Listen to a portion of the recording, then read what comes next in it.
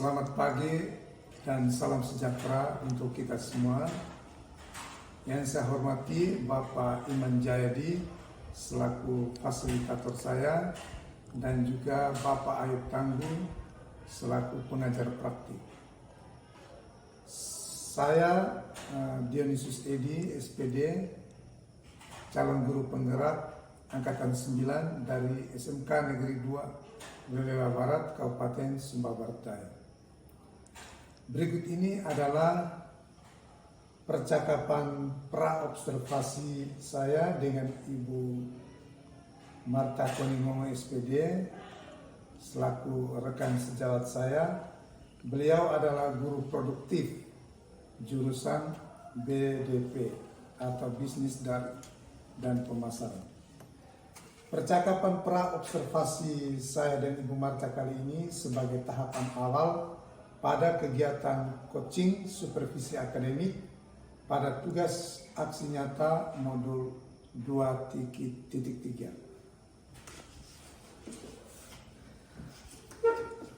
Selamat pagi Ibu Marta. Selamat pagi Pak.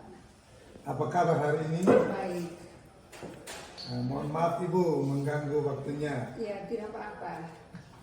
Ya, baik Bu. Beberapa hari yang lalu saya sudah menyampaikan bahwa saya akan melakukan supervisi akademik dengan Ibu ya. Iya. Ya.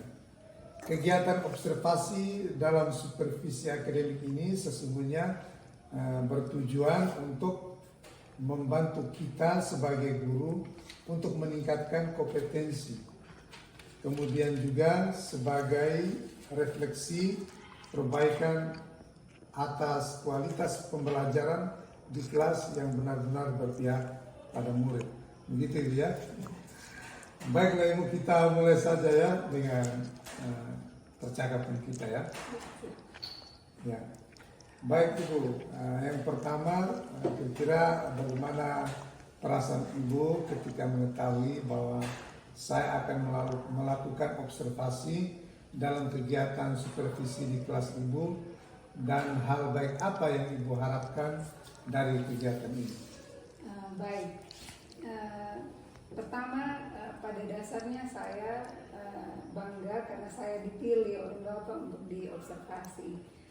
Yang kedua, saya juga senang karena dalam kegiatan ini tentunya saya pasti akan dievaluasi, dan kemudian hal baik yang mungkin saya akan dapatkan nantinya adalah hasil dari kegiatan ini. Saya mungkin akan memperbaiki pola pembelajaran saya dengan mengembangkan kompetensi saya yang tentunya untuk kepentingan pembelajaran yang berpihak pada murid.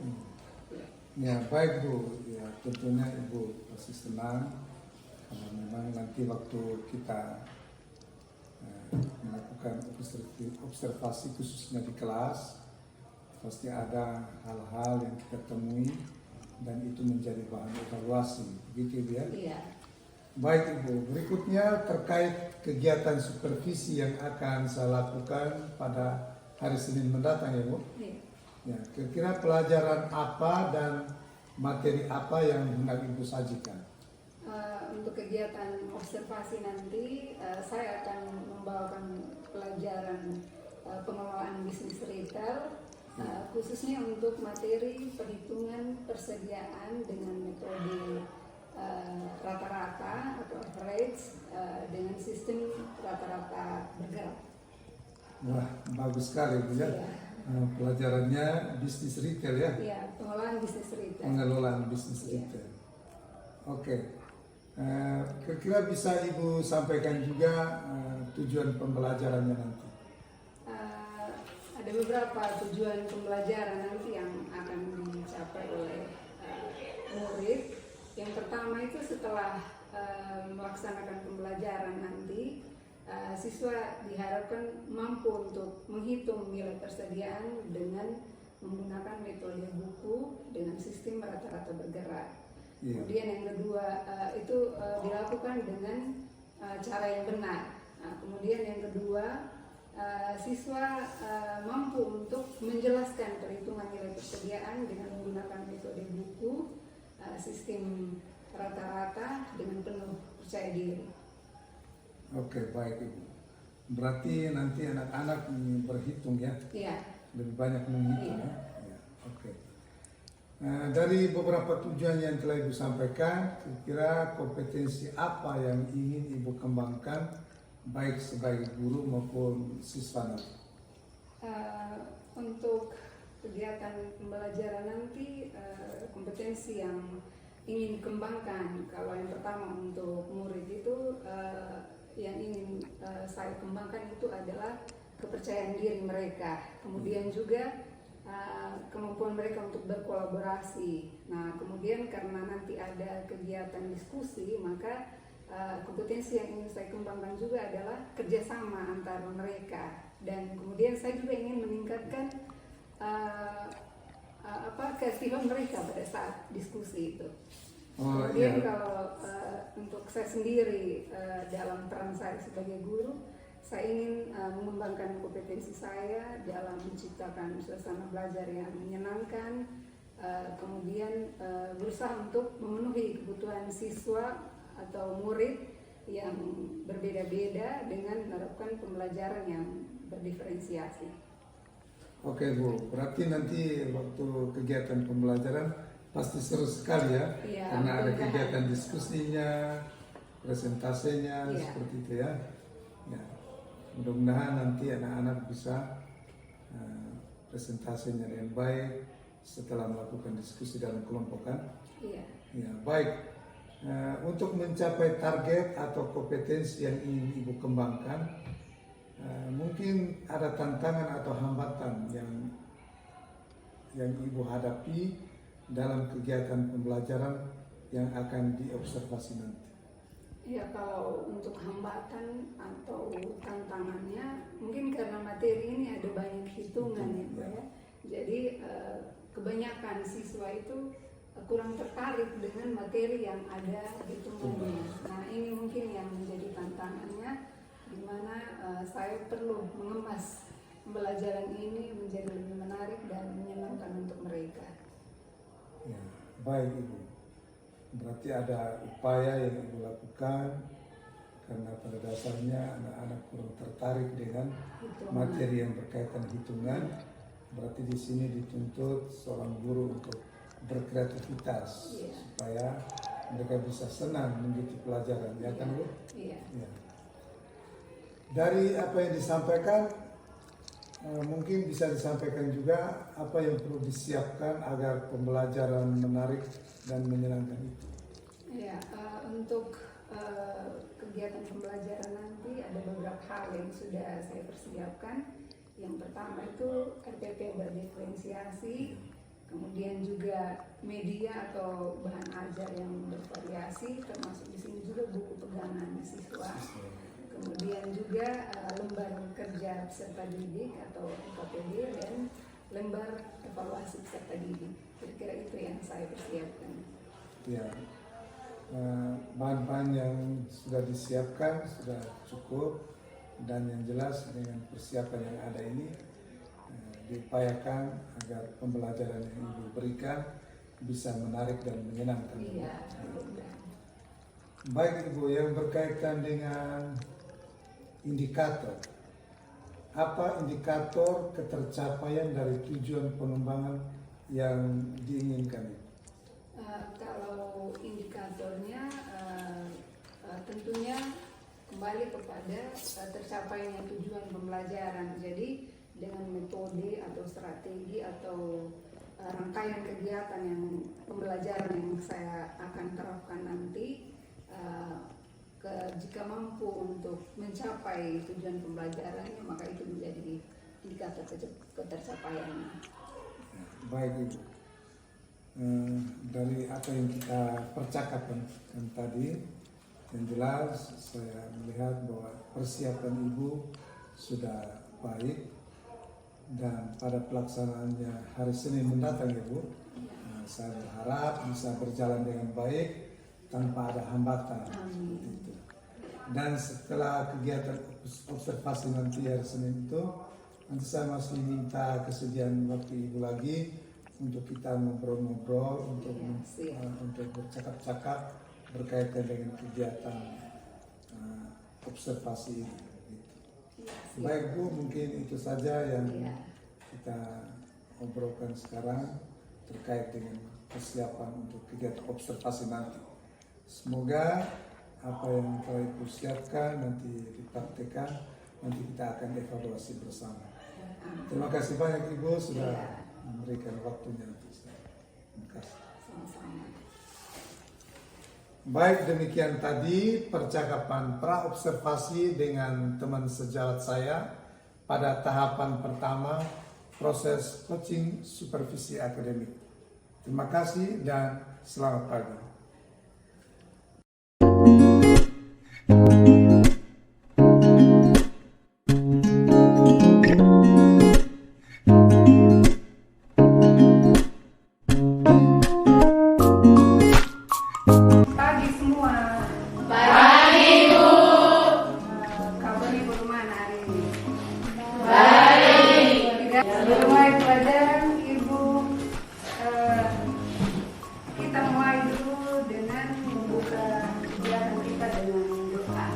Saya minta tolong Ina,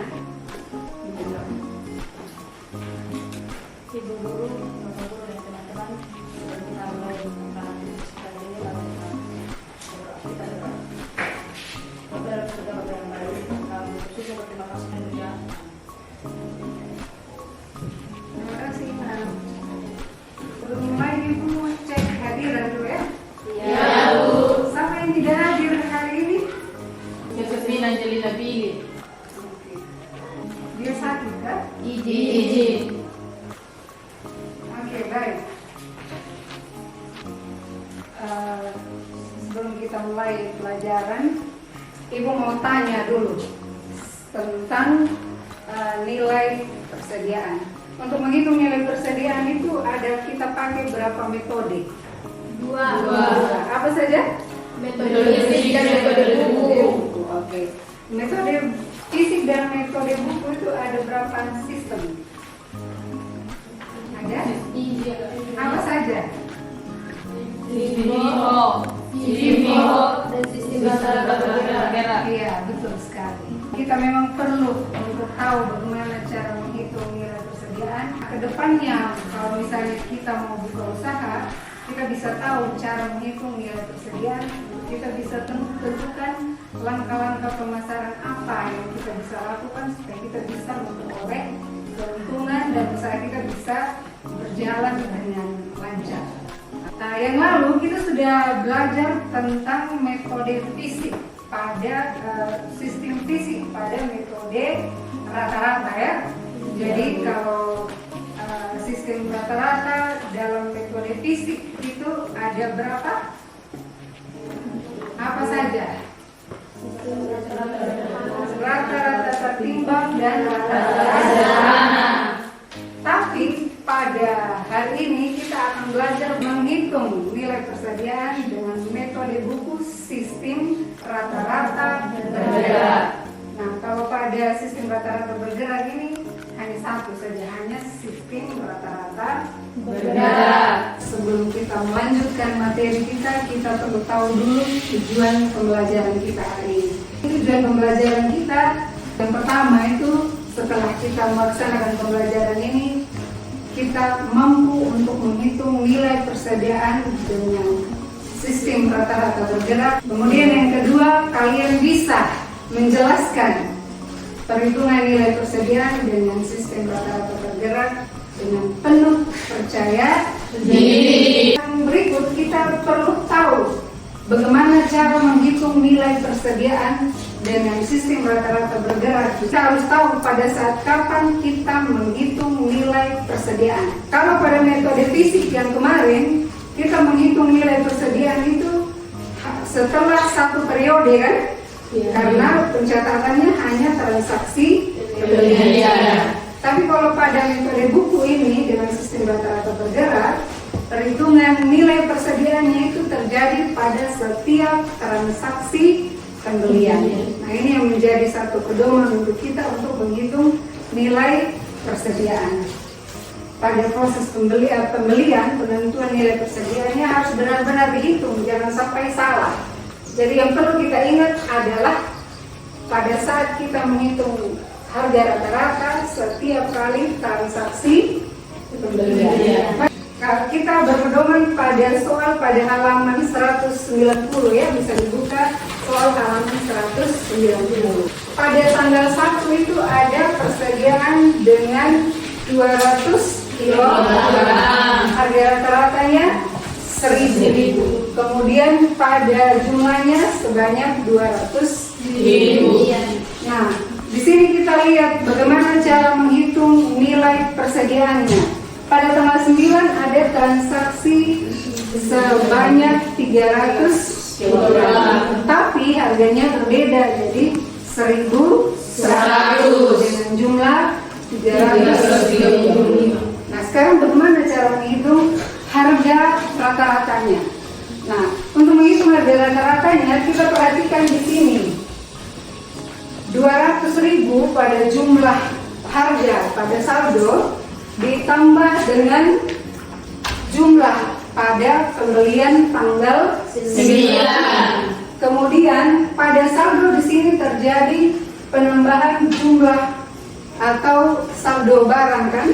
Jadi dari 200 tambah 300 jadi 500 kilogram. Nah, hasil penjumlahan pada jumlah di saldo dengan jumlah harga pembelian pada transaksi tanggal 9 itu dibagi dengan 500. Hasilnya menjadi harga rata-rata yang baru. Begitu seterusnya. Nah, harga rata-rata yang baru ini kita menjadikan sebagai harga baru pada transaksi penjualan. Begitu seterusnya. Sampai di sini ada pertanyaan untuk perhitungan nilai persediaan akhir? Pas ya? Baik. Kalau gitu Ibu sekarang bagikan LKPD-nya. Mari kita bangun semangatnya, ada satu game yang Ibu mau buat kita membangkitkan semangat kita. Mau tidak? Mau. Baik. Oke. Kita mulai ya. Oke. Tepuk 1. Tepuk 2. Tepuk 3. 1. Ulang sekali lagi ya. Tepuk 3. Tepuk 2. 3. Tepuk 2. 3. Ini kurang konsentrasi ini. Jadi kita melatih konsentrasinya kita ya. Baik. Kita bisa lanjut dengan lembar kerja peserta didiknya. Bisa ya? Bisa. Tapi sebelumnya kita bentuk kelompok sesuai dengan kelompok yang Ibu sudah berikan pada pertemuan yang lalu. Silakan ambil tempat untuk bentuk kelompok.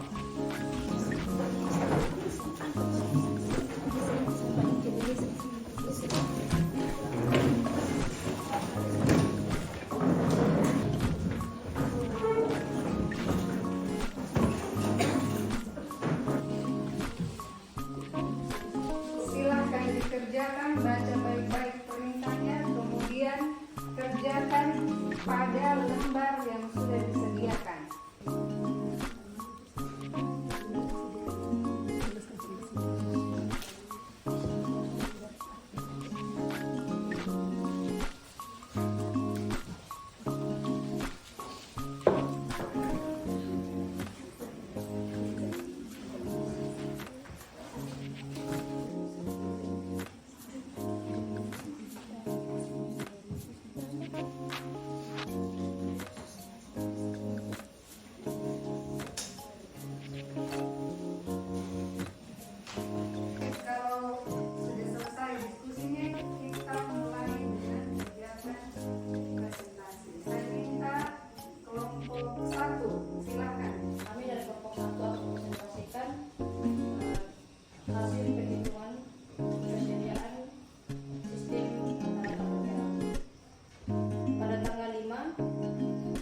Persediaan awal 10 unit dengan harga 5 juta dengan jumlah 50 juta.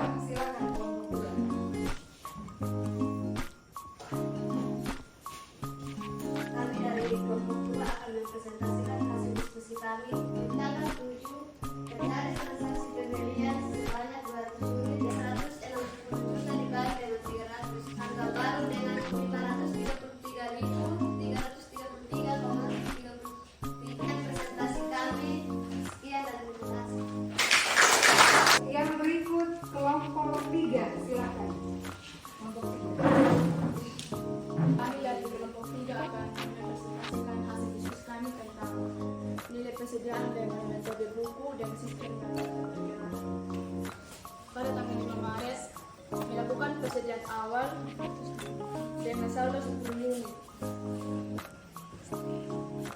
dengan harga 50.000 dan jumlah harga 500.000 ditambah dengan jumlah harga transaksi pembelian tanggal 7 1.100.000 maka mendapatkan hasil 1.600.000. Oke, yang berikut kelompok 4, silakan.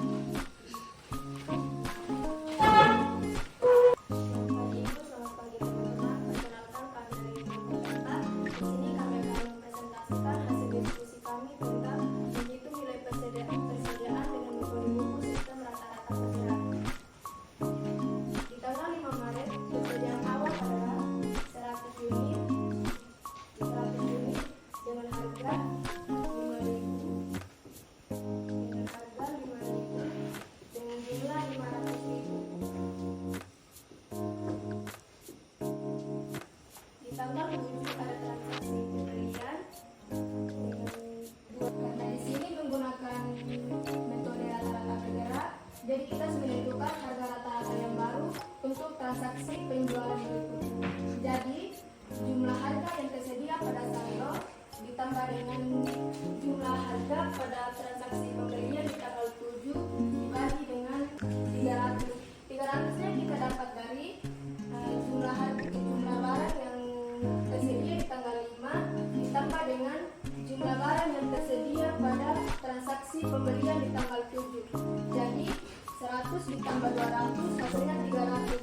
300 kita kali dengan 5.333 1.600.000. Sekian dan terima kasih. Oke, menarik ya. Di sini kita mengambil kesimpulan bahwa kita perlu tahu dulu atau kita perlu menghitung dulu harga rata-rata di setiap transaksi pembelian. Nah, dari situ kita bisa menentukan harga untuk ditentukan pada transaksi penjualan berikutnya. Jadi presentasi kali ini sangat menarik dan sangat semangat. Mudah-mudahan ini bisa menjadi hal yang sangat kamu pakai pada kegiatan-kegiatan presentasi berikutnya. Baik, yang berikut Ibu mau berikan, saya persilakan kalian untuk mengumpulkan hasil diskusinya.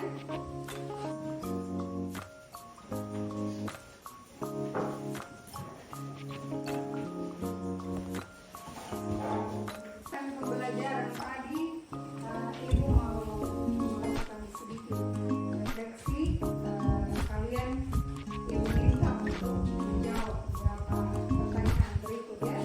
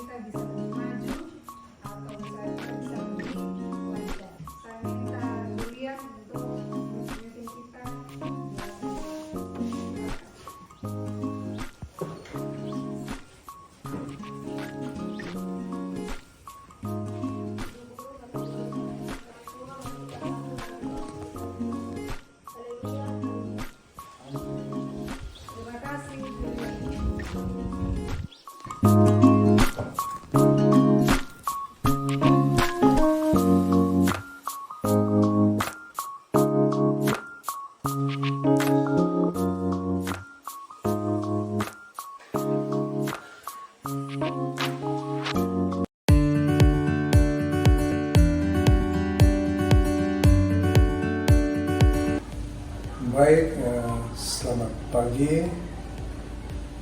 Terutama saya sampaikan kepada Bapak Iman Jayadi selaku fasilitator saya dan juga Bapak Ayat Tangguh selaku pengajar praktek. Semoga Bapak berdua dalam keadaan sehat.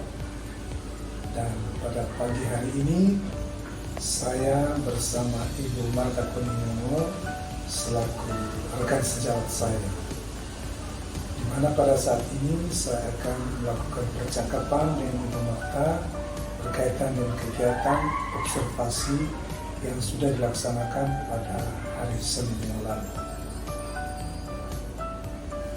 Baik Ibu, selamat pagi Ibu. Selamat pagi Pak. Baik, terima kasih Ibu karena sudah meluangkan waktu untuk bisa bersama-sama dengan saya pada saat ini. Pada pagi hari ini kita bercakap-cakap Bu berkaitan dengan kegiatan observasi yang telah dilaksanakan. Untuk kegiatan observasi kali lalu itu, di mana saya sendiri melihat Ibu mengajar kelas, dan yang jelas pada saat ini Ibu merasakan sesuatu itu, sehingga saya mengajukan pertanyaan, kira-kira apa perasaan Ibu setelah diobservasi? Perasaan saya setelah kegiatan observasi itu yang pasti lega, dan juga senang. Lega karena saya sudah melaksanakan serangkaian kegiatan, mulai dari kegiatan persiapan RPP, persiapan media pembelajaran, kemudian persiapan yang lain telah saya laksanakan, dan juga pelaksanaan kegiatan observasi yang sudah selesai. Makanya setelah itu saya merasakan perasaan lega. Baik Ibu, Ibu merasa senang, merasa lega karena Ibu sudah mempersiapkan dengan baik dan juga sudah melaksanakan dengan baik, dan Ibu merasa lega karena itu ya. Baik, pertanyaan berikut, di RPP yang Ibu rancang ada tujuan pembelajarannya. Kira-kira dari tujuan pembelajaran yang sudah dilaksanakan di RPP itu, apakah saat kegiatan pembelajaran di kelas sudah bisa tercapai? Iya, untuk tujuan pembelajaran, kalau secara pengetahuan di situ tujuan pembelajarannya sudah tercapai, di mana terlihat dari anak-anak sudah mampu menghitung nilai persediaan dan juga sudah mampu mempresentasikan, menjelaskan nilai persediaan akhir itu di depan kelas. Nah, kalau dari segi kompetensi yang diinginkan ingin dikembangkan pada anak saat itu, terlihat juga sudah ada perkembangan dari dibandingkan dengan kegiatan pembelajaran sebelumnya. Terlihat di mana anak-anak sudah melakukan kegiatan pembelajaran itu, terutama dalam kegiatan diskusi mereka terlihat aktif, sudah kemudian juga mereka ada kolaborasi dan ada kerjasama yang memang walaupun dalam kegiatan tersebut masih terlihat beberapa anak yang masih terlihat belum aktif. Ya, baik Bu. Tujuan pembelajaran sudah tercapai ya Bu? Iya. Tujuan pembelajaran yang sudah tercapai ini dilihat dari aktivitas yang dilakukan pada saat pembelajaran. Anak-anak aktif juga bisa mempresentasikan hasil diskusi kelompok mereka dengan baik ya. Baik Ibu, dari hal yang sudah disampaikan itu, adakah hal-hal yang sudah baik dan yang perlu ditingkatkan? Kalau dari proses pembelajaran yang saya lakukan kemarin, bagian yang sudah baik menurut saya itu adalah bagaimana penggunaan media pembelajaran dan kemudian metode yang saya terapkan pada saat proses pembelajaran saat itu. Nah, kalau untuk bagian yang saya rasa masih perlu saya tingkatkan adalah bagaimana membuat suasana diskusi kelompok itu semua anak terlihat aktif. Dan mungkin di sini saya perlu membuat kelompoknya kelompok diskusinya tidak terlalu besar. Karena waktu itu saya membuat kelompok diskusinya terlalu besar sehingga ada beberapa anak yang terlihat masih kurang aktif atau pasif, terutama di kelompok 2 itu ada beberapa anak yang terlihat kurang aktif. Saya rasa itu mungkin yang perlu saya perbaiki. Ya, baik Ibu. Ada hal-hal yang sudah baik, mana anak-anak sudah bisa tampil, sudah berani menyampaikan hasil diskusinya. Terus ada juga yang perlu ditingkatkan soal keberanian mereka dan bagaimana mereka menyelesaikan pekerjaan yang dengan baik, itu perlu ditingkatkan Ibu. Ya, dari apa yang disampaikan Ibu tadi, mungkin ada sedikit catatan juga dari saya.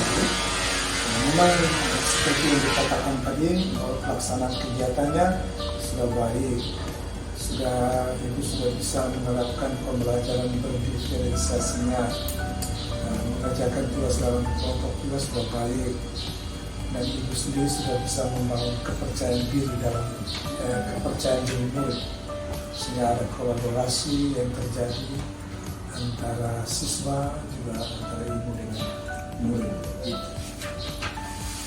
Yang menjadi catatan dari saya itu soal pembelajaran berdiferensiasi itu mungkin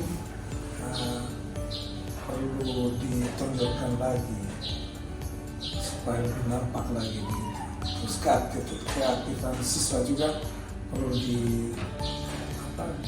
dipacu lagi begitu, supaya mereka tidak segan-segan, tidak kaku, sehingga waktu menyelesaikan tugas dengan senang, dengan gembira. Terus pada akhirnya mereka bisa mempresentasikan juga dengan senang gitu. Ya, mungkin itu yang perlu diperhatikan ya. Yang berikutnya Bu, dalam hal meningkatkan pembelajaran, tindak lanjut yang boleh dilakukan apa? Kalau untuk bisa meningkatkan kompetensi saya sebagai guru, khususnya dalam kegiatan pembelajaran di kelas, saya rasa hal yang akan saya lakukan adalah melakukan kolaborasi dengan warga sekolah, dengan teman-teman sejawat, terutama di sini dengan teman-teman guru yang sudah menjadi guru penggerak, dan saya bisa melakukan kolaborasi dengan banyak bertanya kepada mereka tentang bagaimana proses pembelajaran yang baik yang bisa diterapkan di dalam kelas. Itu mungkin yang saya lakukan. Wah, bagus sekali itu Bu. Kolaborasi itu memang sangat diharapkan saat ini. Kita tidak mengandalkan kemampuan kita sendiri, tetapi kita perlu berkolaborasi dengan teman sejawat, dengan siapa saja, dengan siswa juga. Kadang kita bisa menemukan sesuatu yang baru dari siswa kita, sehingga itu perlu ditingkatkan, ditindaklanjuti supaya ke depan pembelajaran kita yang berpusat pada murid akan lebih baik lagi. Begitu ya Bu. Soal pengembangan diri ini Bu, kira-kira bisa kapan dilakukan berkaitan dengan pengembangan diri? Kalau rencana pengembangan diri, saya rasa setelah ini mungkin segera harus dilakukan, karena memang perlu sekali untuk segera untuk ditindaklanjuti untuk peningkatan pengembangan diri. Ya.